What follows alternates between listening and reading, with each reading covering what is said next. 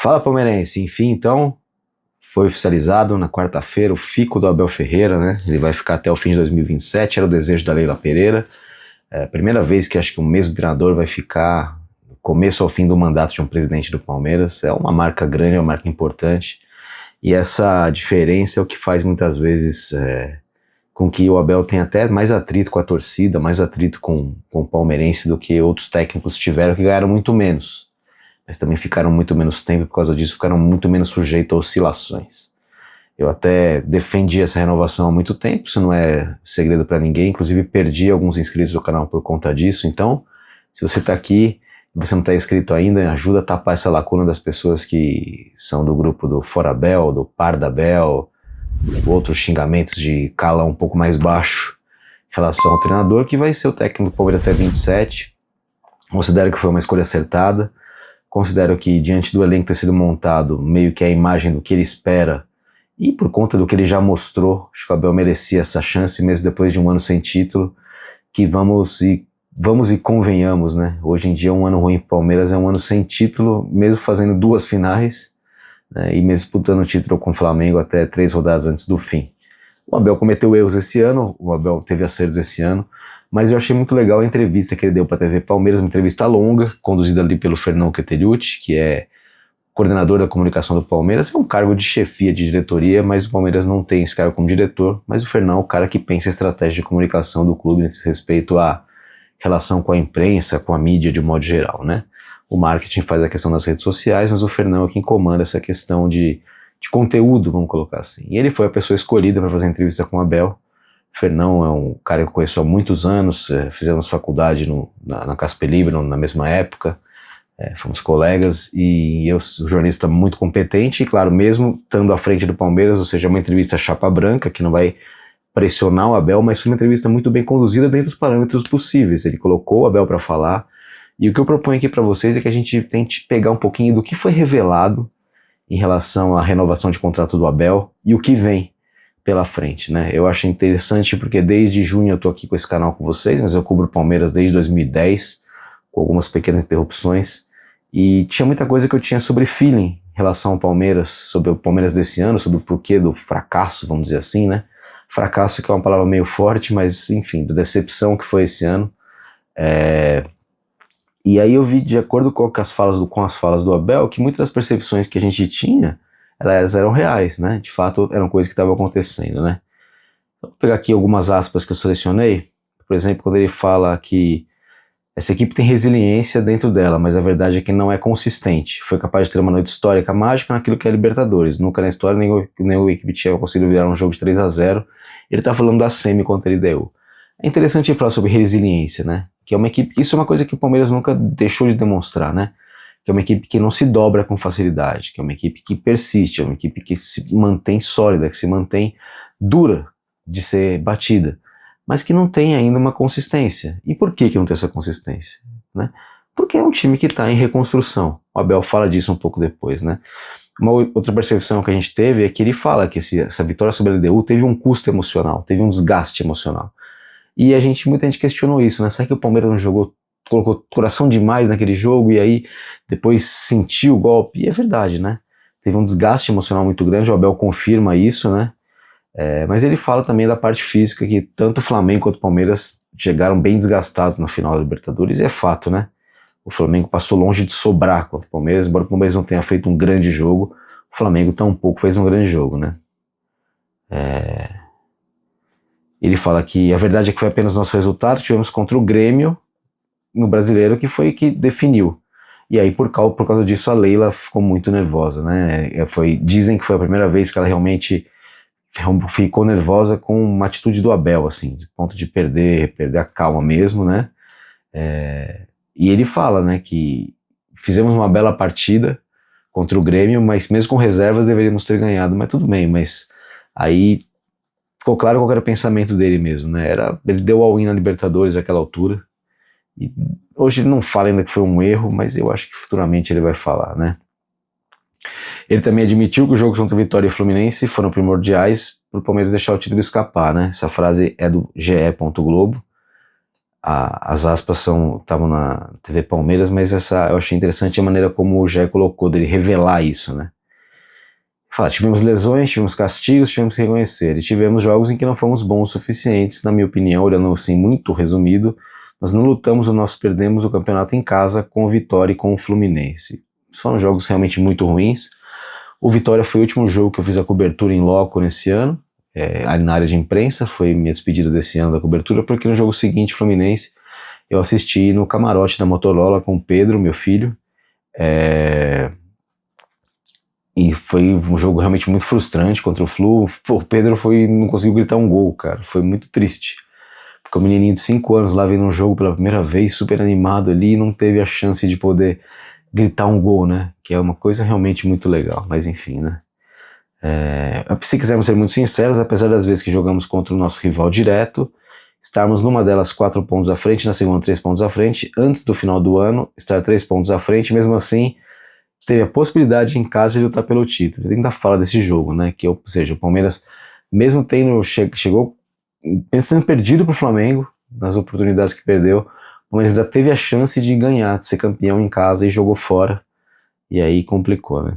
Ele fala aqui que 2025 foi o ano projetado em 24, começou bem, que teve um momento de queda antes do Mundial, e é verdade, o Palmeiras embarca pro Mundial em baixa, né, o Palmeiras não embarca bem pro Mundial, vem de uma derrota na final do Paulista e num começo de Brasileiro meio complicado, né, depois do Mundial o time encaixa, ele tem razão, né, depois que sai o Rios e Estevão, o Rio sai de vez, o Palmeiras encontra a maneira de jogar, que é quando chega o Andrés, enfim, e chega o Lucas, entre os dois centroavantes, né? Nesse meio tempo o Palmeiras ainda é eliminado pelo Corinthians, mas jogando melhor, né? E aí ficou consistente. O problema é que, como a gente sempre falou aqui, a consistência durou 20 jogos. E aí na hora do vamos ver o time derreteu, né? O time acabou derretendo. E ele justifica isso dizendo que o time cansou, né? Que o time foi perdendo pique, e aí ele lista aquela série de fatores que a gente já sabe, né? Ele fala sobre lesões, castigos, data FIFA, enfim, sobre uma série de coisas.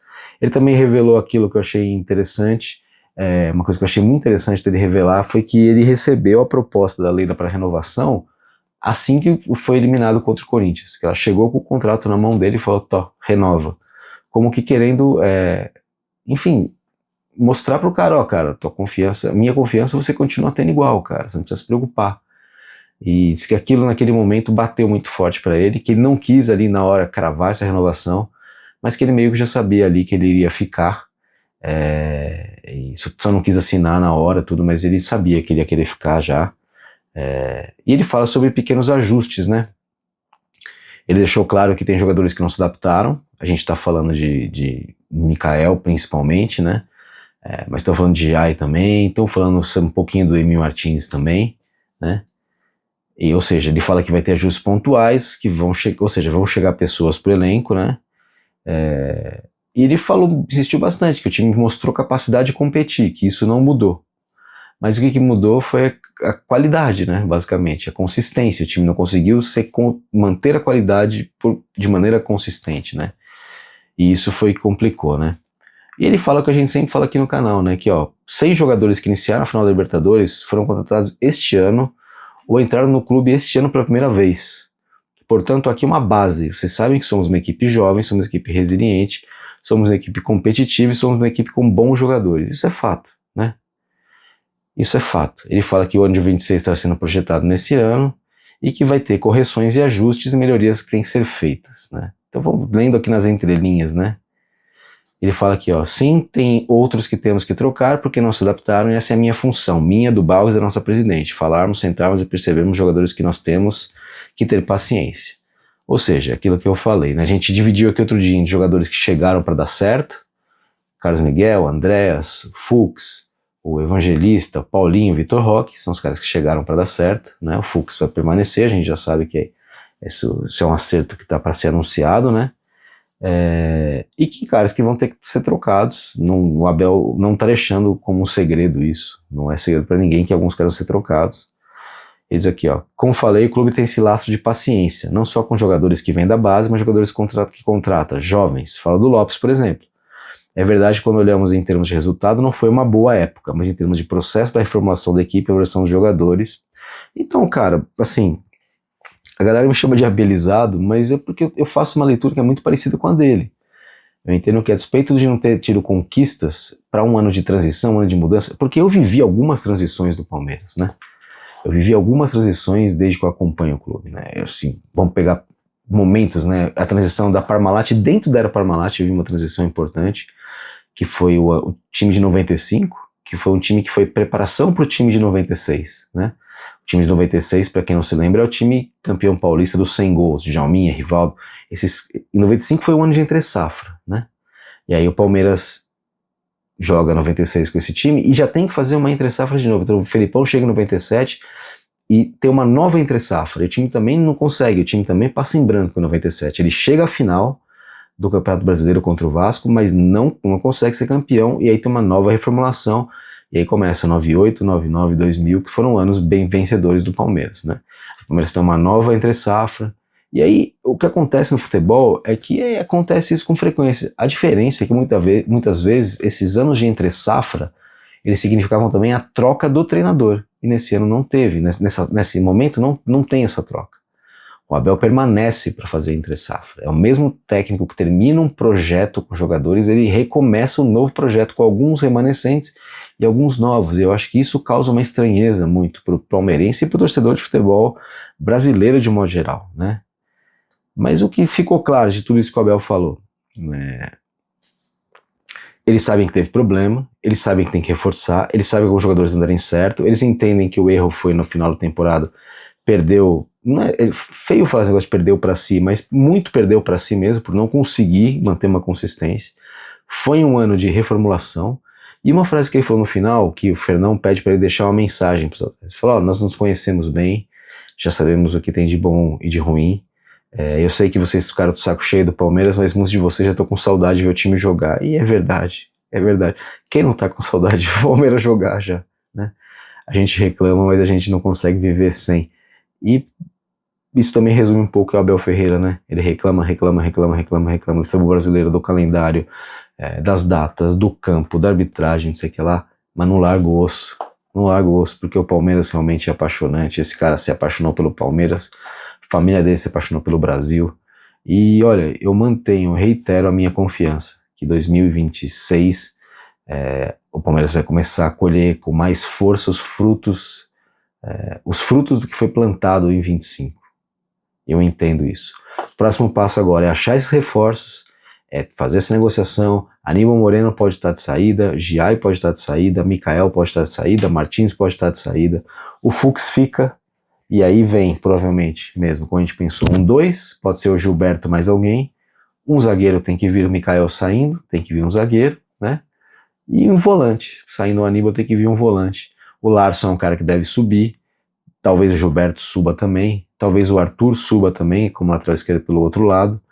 O Riquelme Felipe já está integrado, o Figueiredo já está integrado, mas o Palmeiras ainda vai ter mudanças. Faltando ainda mais de 20 dias para o final do ano, eu creio ainda que o Palmeiras deve ter novidades nessa temporada ainda, beleza? Obrigado por você que chegou até aqui, lembrando que nessa quinta-feira teremos live para discutir essa permanência do Abel, teremos aí uma live para falar um pouco mais sobre planejamento, ver o que temos mais de novidade para esse ano, jogadores que foram sondados e descartados, porque o Palmeiras tem um técnico contratado até 27. Se ele conseguir chegar para 27, ele vai superar os números do Tele Santana no São Paulo, vai ficar ininterruptamente por 7 anos no clube. É um negócio maluco, é muito grande isso que o Abel está fazendo, é uma quebra de paradigma muito grande, e eu acredito que o palmeirense ainda vai ser feliz com o Abel Ferreira. Eu acredito mesmo, por questão de trabalho, de resultados entregues, mas pela capacidade que a gente já viu que esses caras têm. Se eles tiverem a humildade de perceber que tem algumas coisas que precisam mudar, se a diretoria contratar certeiramente, mantendo os principais jogadores, eu acredito num 2026 bom pro Palmeiras, beleza? Se inscreve aí, deixa seu like, apoia.se/Diego Marada, patreon.com/C/Diego Marada. Seja nosso apoiador para manter esse canal vivo, beleza? A gente se vê mais tarde na live. Um abraço e até lá.